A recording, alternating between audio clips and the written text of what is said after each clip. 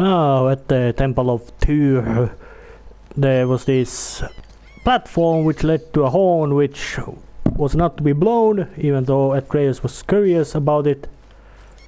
But now I guess I have somebody who knows how to blow it well, or we have a reason to blow it.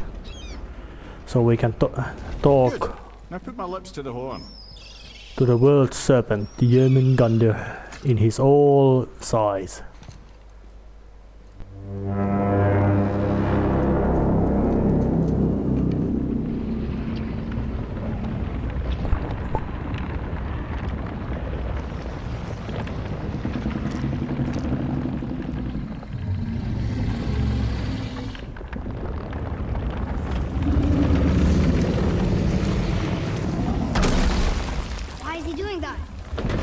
Had that statue made in honor of Thor. And seeing as the World Serpent absolutely abhors the fat dauber, he was probably sick of looking at it. But doesn't that hurt? Well, he and Thor have a bit of an unpleasant history between them. Or they will, anyway.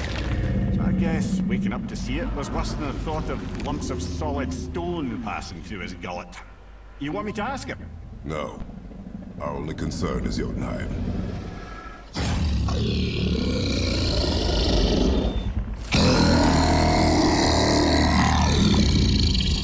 Alright, wish me luck. You're in Mimir.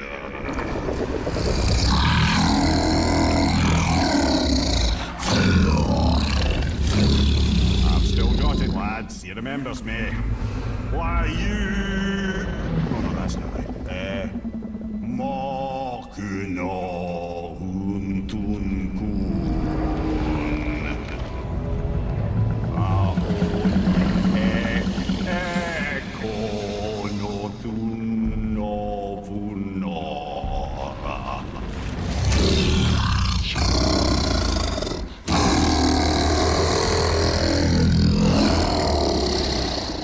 He knows the pain of your loss. He will help you.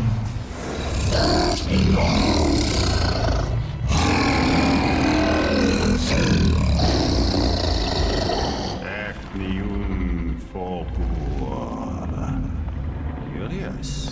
What is it? Oh, nothing to be concerned about. What is he doing? Making sure we're headed in the right direction. Listen closely now. We need two things to get us into the land of the giants. First, we need to learn the travel rune that opens realm travel to Jotunheim. Second, we need to carve that rune into the special gateway. That one of the people we first met you? Correct. Except the giants, in their infinite wisdom, saw to it that no ordinary chisel would do the job. Only the tip of a magical chisel opens that gate. Luckily, I know where it is, and it's not far. He looked kind of mad for a moment there. Now that, he thought I said you were friends of Odin. You'll forgive me. Never spoken the ancient tongue sober. There is a bit of comedy in Mimir's personality. The water's dropped even further. You can see more of the realm towers and statues. I even see new places to explore along the shore. Where is this chisel? Find me a boat, and we'll go from there. Oh yeah, one more task, and I must really say that that way how Mimir has spoke that ancient language, it sounded less talking and much more about some sort of tonal singing, like or something like that. I'm not a great singer. It sounded more like that kind of singing or tones instead of being verbal words or regular speech. But I don't. Well, it's and that mentioning about never speaking. So when we get to the boat, we can either look for that special chisel now, or go exploring for a little while. I'm happy with whatever you want to do. Oh yeah, once again, it seems like this lake is some sort of central position in this game, that it will be observed and studied a lot. but that's the direction to go. But I think I'm gonna actually start doing some. Well, What's hiding behind there?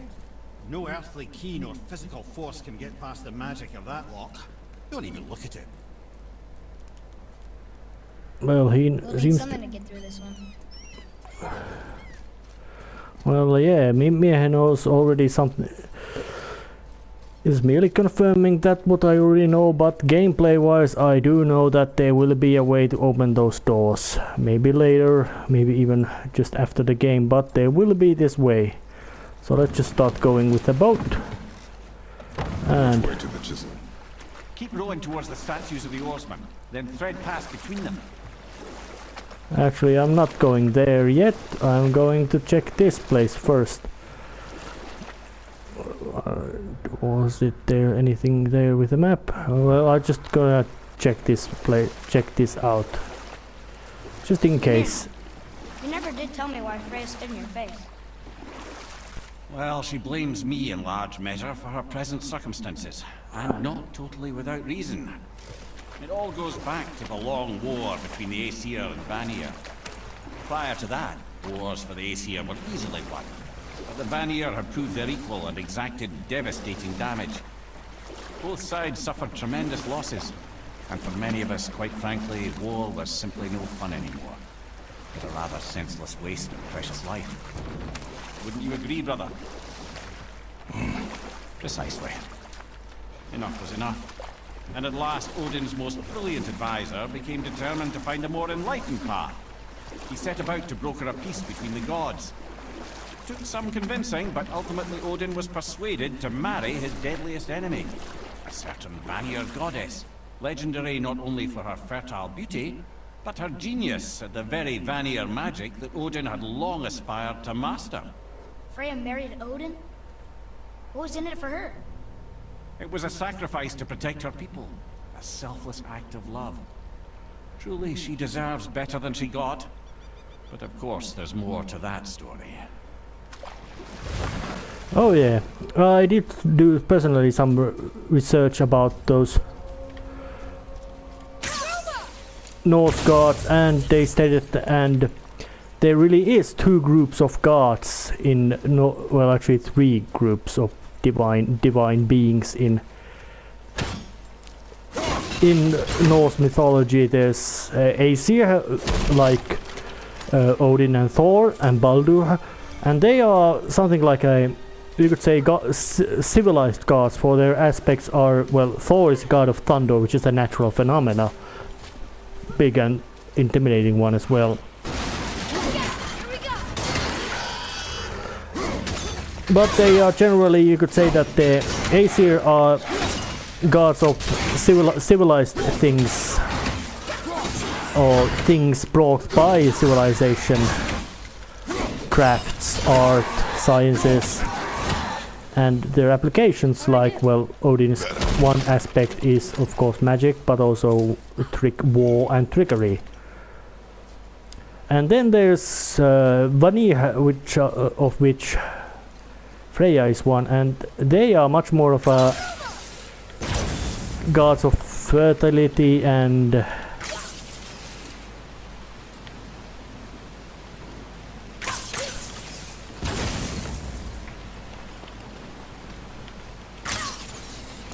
they are much more of a gods of fertility.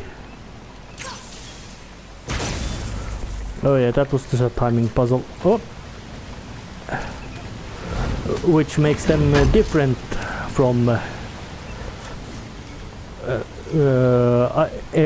Aesir in the realms of, like, Freya is a god of fertility. Well, and of course then there's the third group of gods, or you could say divine beings,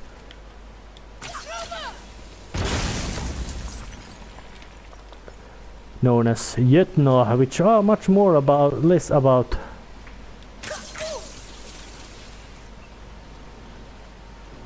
which aren't so much of you could say about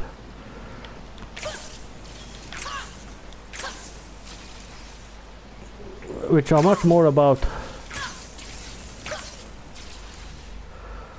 how could I say it? They are about natural, more like natural forces, more like powers of natural forces instead of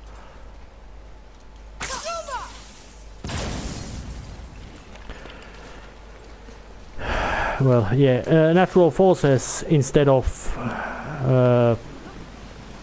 things like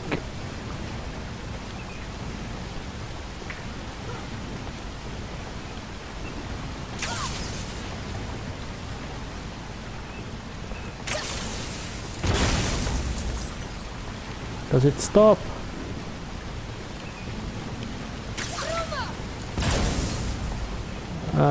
Doesn't appear to have anything to do except, well, hey, actually no, I can climb this open. And I think there must be a way to open most likely all of these chests. There is. Yeah, 3 groups of gods. Those gods of civilization and crafts. Gods. Then there's gods of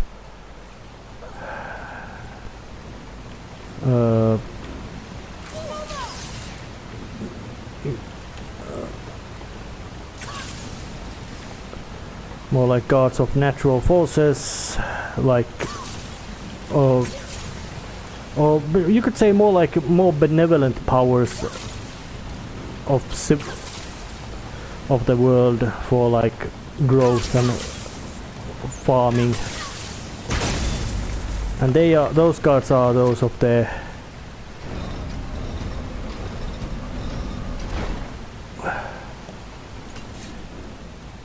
well, gods of civilization, civilized forces like well, agriculture and something like that. That's Freya's aspects or aspect.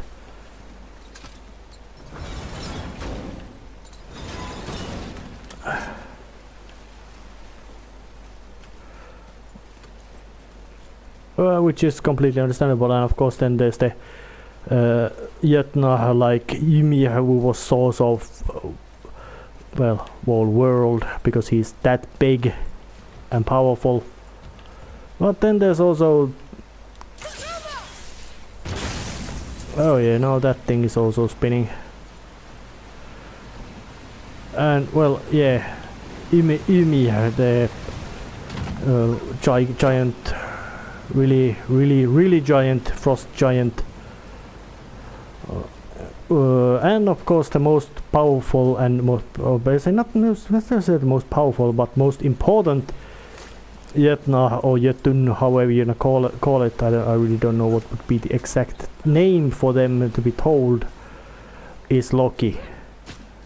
And he is of course half brother or blood brother of Loki, of Odin. They are both tricksters.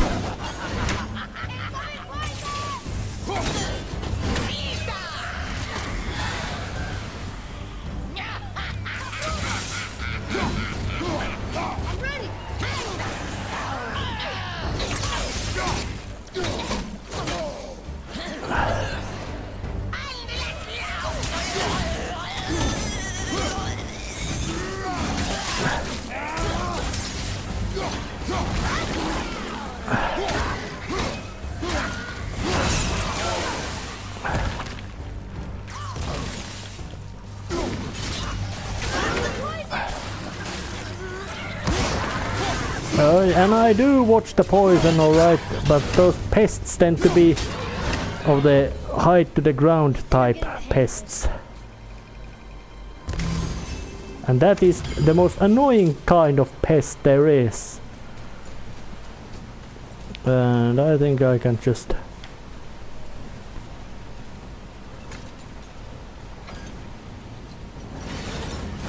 open this side of the gate and go to the other way.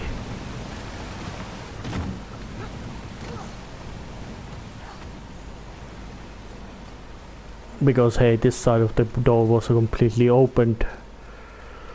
It was just a matter of opening one gate, closing another gate, getting through to a big nice chest containing who knows what.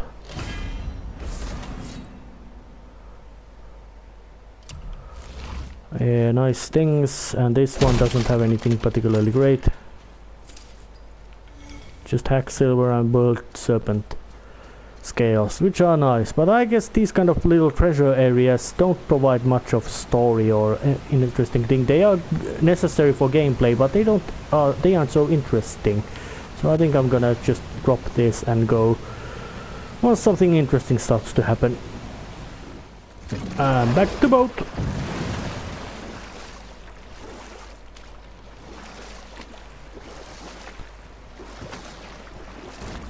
Well, there's just so much stuff to find. Iggy has gold. Can't believe Odin and Freya were ever married. Love and hate are more closely intertwined than you might imagine. For instance, Odin hates the giants and they him. But Thor's own mother was the giantess Fjorgun, one of Odin's great loves. So Thor's half god and half giant? Weird. Once Fjorgun was gone, lonely ages passed for Odin. And as war with the Vanir raged, I could see what he really wanted beneath his bluster. And after no small amount of convincing, Freya agreed. For a while there, he really turned on the charm. He seemed happy. He seemed interested in making her happy. He granted her so many wishes I could scarcely recall them all. The peace held, and I truly believed all had worked out better than I could have planned. But Odin's true face showed itself again in the end. Oh, he won Freya's trust, and she taught him some of her Vanir magic, another choice she would live to bitterly regret.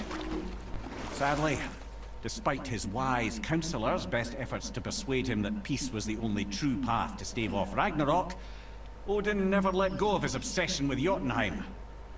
The taste of Vanir magic led him to new forms of experimentation and new levels of depravity. Oh, so it sounds like, and of course, interesting to know, Mimir, if I remember right, was one of Aesir and one of the most, if not the most wise and smart of them. And for that,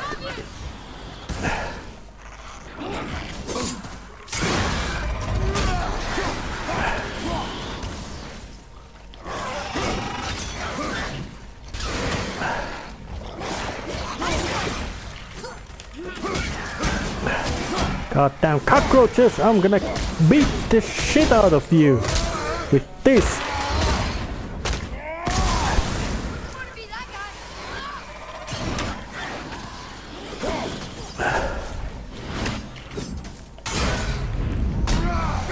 Take up.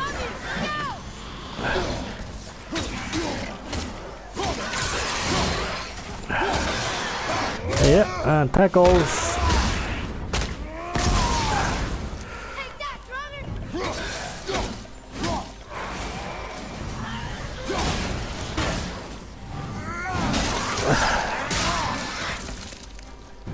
You know, I don't like you being there.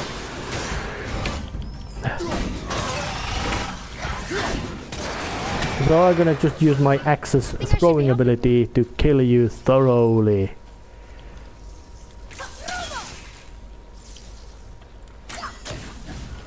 Apparently they were nothing. So the Odin has proved to be himself just as of a big of a bastard than some Zeus were in Greek pantheon. But this for Kratos does not seem to have any sort of personal reasons to go killing off Norse pantheon or gods. Aesir, Vanir and Jotnar. At least, especially knowing that at least some of them are already. Got another favor to ask you two. What the hell is he up to now? What do you want, dwarf? I got another lead on my old pal on Vari. Meet me at the Lawn-Soother mines. There's some fancy-dancy loot in it for you. Another lead? But we already found him. Well, found his hand anyways. I'll explain at the mines.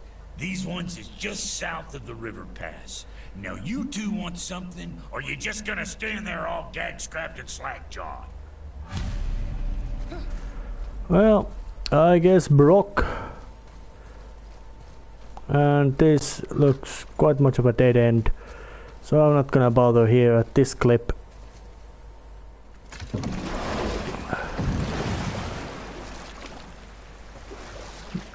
Now when I look about it, the water going lower in this lake as the game progresses is actually a very interesting idea, assuming that the Jörmungandr, or however it is called. Obviously the marriage to Odin didn't last.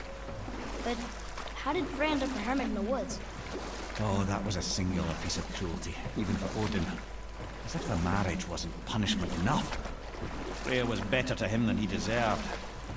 She stuck it out through all manner of indignity, all in the name of maintaining peace and safety for her people. But Odin's madness, his tyranny, his corruption of her magics, it became more than she could stomach, and at long last she broke it off. Odin's wrath was fierce, and his curses upon her were more than she dared to fear. And we'll pick this up later. Oh yeah, that's a nice little detail that in those rambling stories. Although I would not in any case go and call Mimir stupid. You don't become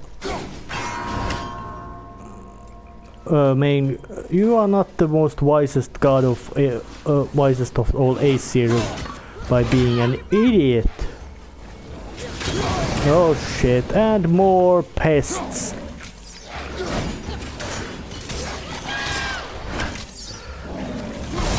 But enjoy this. Enjoy this. Enjoy this. And I got so time to bring out the rage. And those ones appear quite tough.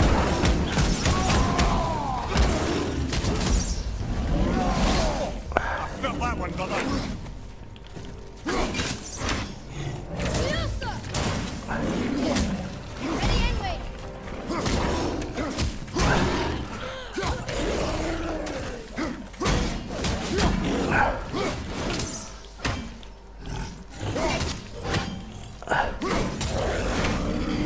I'm gonna throw this thing right into your ugly face. Well, that also works. And it's a real nice gameplay design thing that they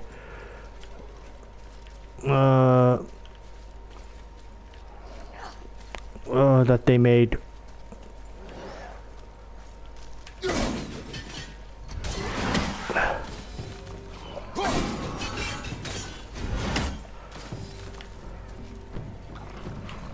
Yeah, you are quick. But say hello to the axe of Leviathan axe made by Kratos' wife, who clearly was made by dwarves to Kratos' wife, or to a woman to be Kratos' wife. But how in hell could she be so impressive person that dwarves would craft her weapon?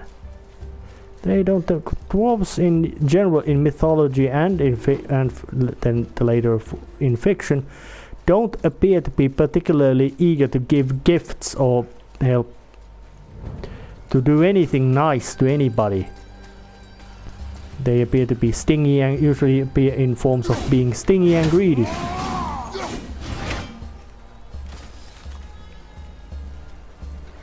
And that, of course, means unpleasant.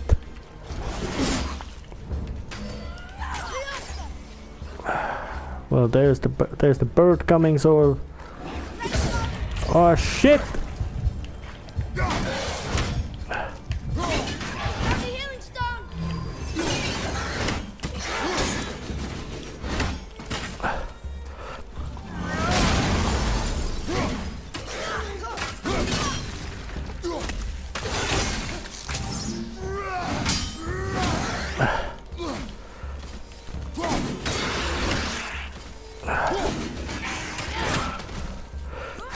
Go down, thing, and take some well-deserved axe chops to your head. Can't believe we got through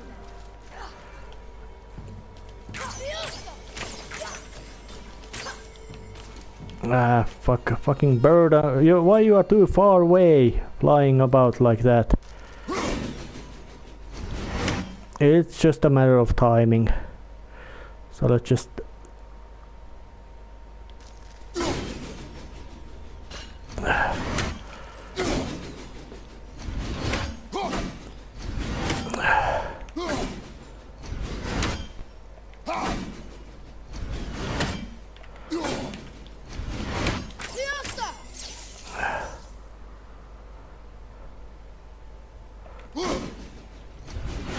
Alright, like that drone, it doesn't...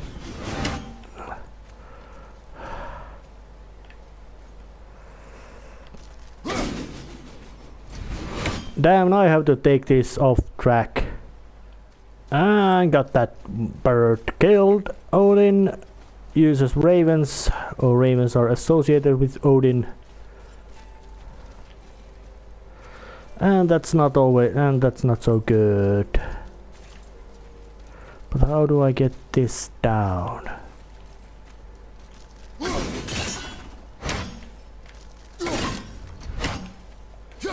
Oh yeah.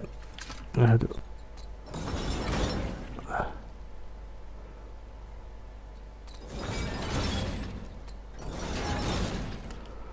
Well, that puts it down, but how do I get to the other side of it?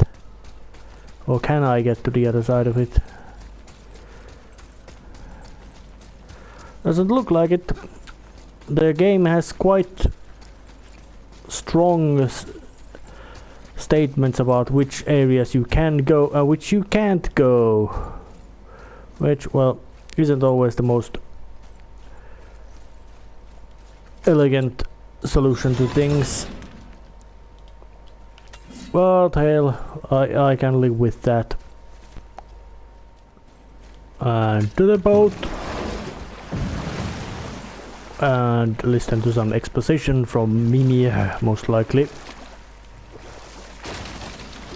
Come on, This is where the tower to Jotunheim should be. Feels strange somehow. No doubt some arcane magics were involved. I would be not at all surprised to learn you were sensitive to that. But what is that? Oh yeah, I guess I figured out how to open this. That chest, rune chest over there. This gate prevents it opening, but I can... Once I had gotten the boat so that I could land on this side, I was able to then lower the gate so that the bell can ring, or I can activate the rune. How do I call it?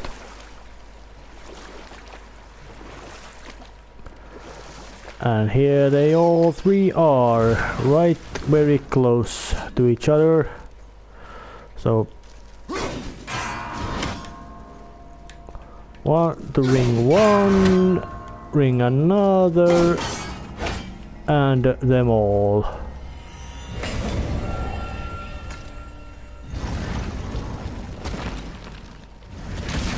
And wonder what kind of treasure is hidden here. Well, this is the big one, so of course I take the big one first.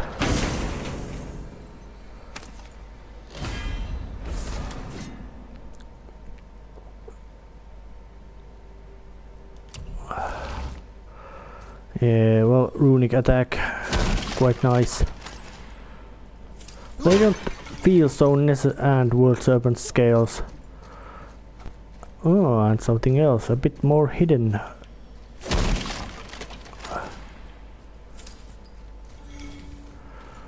Just the regular stuff of hack silver and World Serpent scales. Nothing of truly great importance, I could say. Well, I might say how we wanna call it.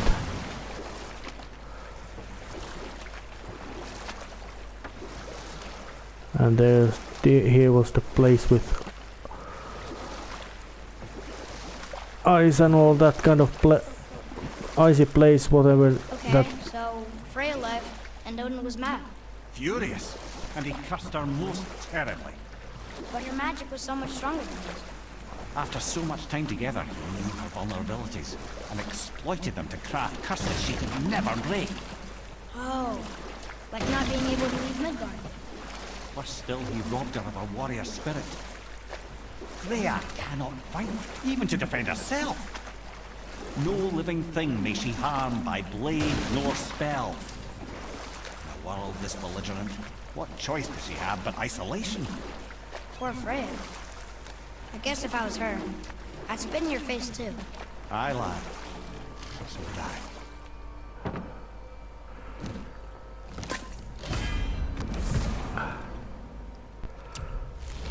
And yeah, so apparently she can still show her contempt, even if she can't fight. Even to defend herself, she can still show her dislike and help. So you might say that she's not as well. She's very crippled, but not, you could say, as badly crippled as someone might be crippled. And Odin was an asshole. And that was quite thorough. He was quite thorough in his assholery. So it's time to actually end this episode right here for the nice rowing around of the lake. But next time I'm gonna go to the place where I am meant to be going, which is to say near the rowers. So I'll see you then. See ya. There's most likely lots of places to explore.